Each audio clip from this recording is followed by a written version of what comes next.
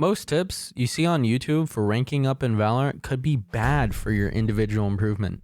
Well, let me explain what I mean because that's a bold statement. Not all the tips are bad, just the reason behind them. Why they are said are nothing to write home about. I see a lot of these tips to rank up on social media, but most of all of them say, improve your game sense, practice your aim, play deathmatch, sit there and grind, VOD reviewing. And 99% of people believe in what others tell them on this topic because they are plateauing and are desperate to improve. Mostly because they've seen such little improvement recently. Could be the one that they're trying to learn these tips from are a much higher elo than them, so this qualifies most of every word that they say. I do actually agree with all these, as improving your game sense will help with positioning for trading and timing with your teammates. It also helps with reading enemy movements and when to check behind you without entirely worrying about it, as your internal clock and history of team's playstyle will help you get a general idea if they could be behind you or not. Many people practice their aim for competitive, but the 5.1% practice to be perfect. Not everyone practices, as a lot of people do inherently have enough talent and pre-existing skill to be in the top 5.1% without daily practice, but people who want to be better tend to do whatever they can to be better than what they already are. These top 5% of players don't settle for mediocrity, they want to be the best. And a lot of these people, not saying everyone does, but they practice their aim so they can rely on it when the time asks for it, so it's just a second thought. About 40% of every fight in high elo. Granted, I couldn't find a definitive study, but browsing community posts over multiple games clearly states that game sense is a more important skill to every fight in high elo than just aiming alone. But 40% is still a lot to be accounted for when determining the outcome of an event. These high elo players have incredible reaction time, impeccable precision, tracking, and most likely have learned many, if not all, headshot angles in the game. I agree that practicing your aim to perfection without being counterproductive through lengthy hours of practice could cause fatigue and counteracting performance, could help you get 40% of the way there to the rank that you want.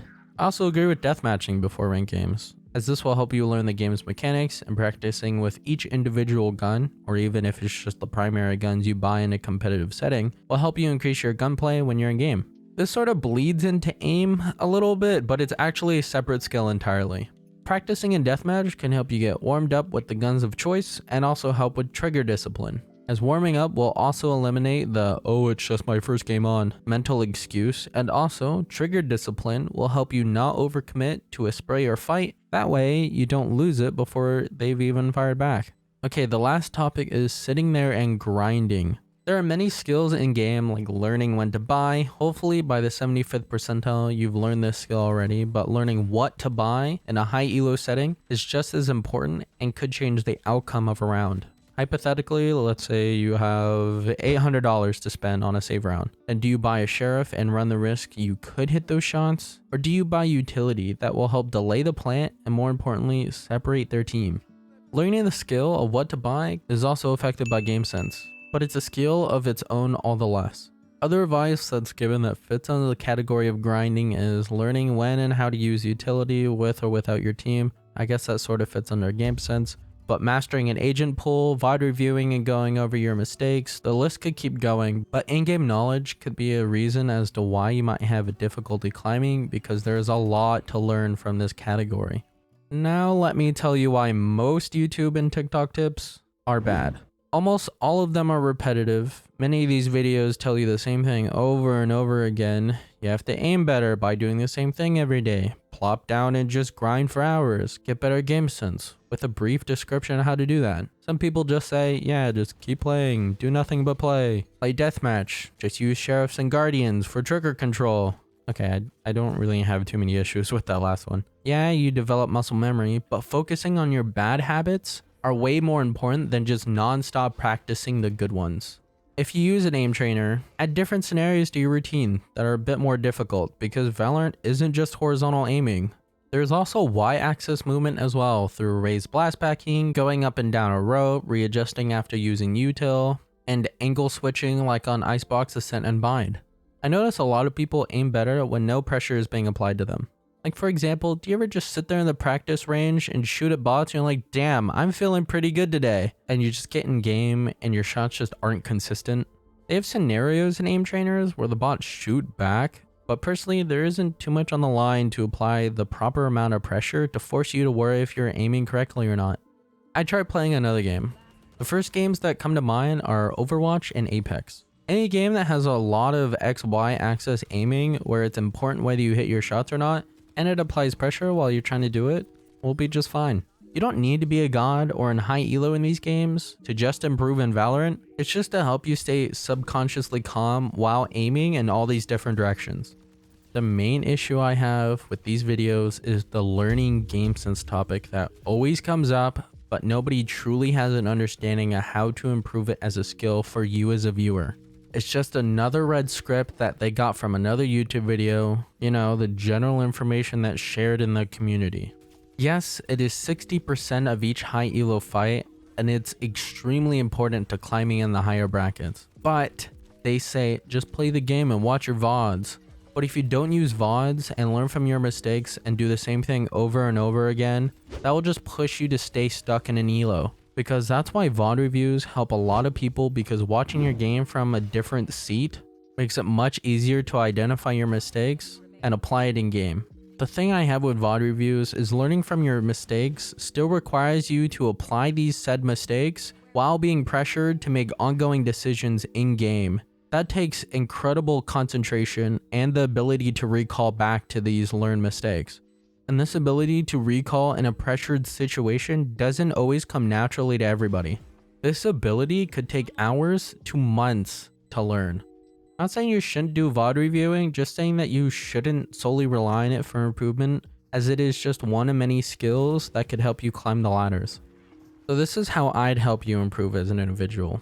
This requires you to learn new skills that you'll never use in Valorant.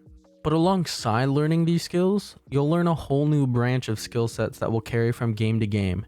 Obviously, you'll disagree with this if you think it needs to be a one-to-one, but you should think of it more of the ability to learn teammates' movements, setting up a play, being there when your teammates will need you before anything happens, learning the absence of an enemy to narrow down their possible location, which in turn will help you decide where to be and when to be there. Game sense is also impacted by how in-depth you understand what is happening in your matches and what will happen because of it. This isn't just a skill that takes place in Valorant. It takes place in many other competitive shooters and MOBA games. Yes, stuff like, okay, my teammates are B, they probably want to hit there, and I'm Viper, so I need to be there with my team for the execute, are super obvious for making decisions in Valorant. This being said, your ability to constantly be evaluating every situation and their likely outcome is what game sense is as a whole. I'd argue a lot of people would agree that this is the general definition of the term. This is why I'd recommend playing other games like League of Legends or Dota 2. This is because these games take out the worry about aiming almost entirely. I say almost entirely because you still need to hit skill shots, but I digress. They have you focus more on looking at your minimap, because vision and your teammates' positioning could change everything. A couple examples are if your jungler wants to come mid and you're pushed up to the enemy's tower, your jungler can't do anything, so you need to learn where to position your wave and wait for your teammate to position himself properly so that you can help him kill your enemy laner. Another example is you need to focus on how much gold you have so you know if you have to go back to base and buy an item, or if you need to stay in lane to get more gold for said item. My last example is knowing when your teammates are setting up together for an objective, or if they're just looking for a team fight. Learning these skills will improve your ability to be aware of everything. This is how you can improve as an individual because it's at your speed. There are plenty of videos on how to form awareness in other games that will also bleed into Valorant game sense. And not enough people make this connection. Like I said, this won't help you if you're thinking of it from a one-to-one perspective, because many games are almost completely different. Why single yourself to one skill set when you could just learn another that will help your first skill set be more refined and capable of going beyond to what you thought it could be? Another important reason as to why I believe other games will help you rank up in Valorant is that it gives you a mental break from grinding Valorant. I know you want to play Valorant, but you could be mentally fatiguing yourself, but you just can't notice because you're thinking of where you want to be. Excessive working out physically every day isn't healthy for you. After about 5 days, you need to rest if you work too viciously or extensively. Switching games will give you a mental break from Valorant. And it will help with the fatigue that could be counterproductive and could be the reason behind your digression.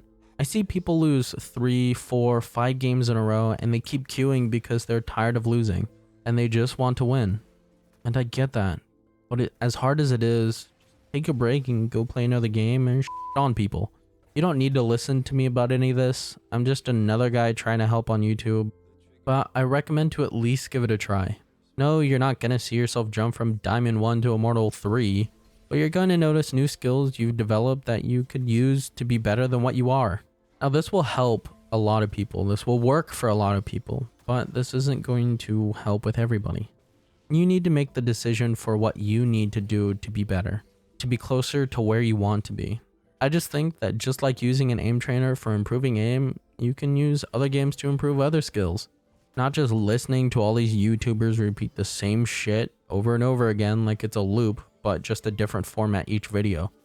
There isn't much else I can say.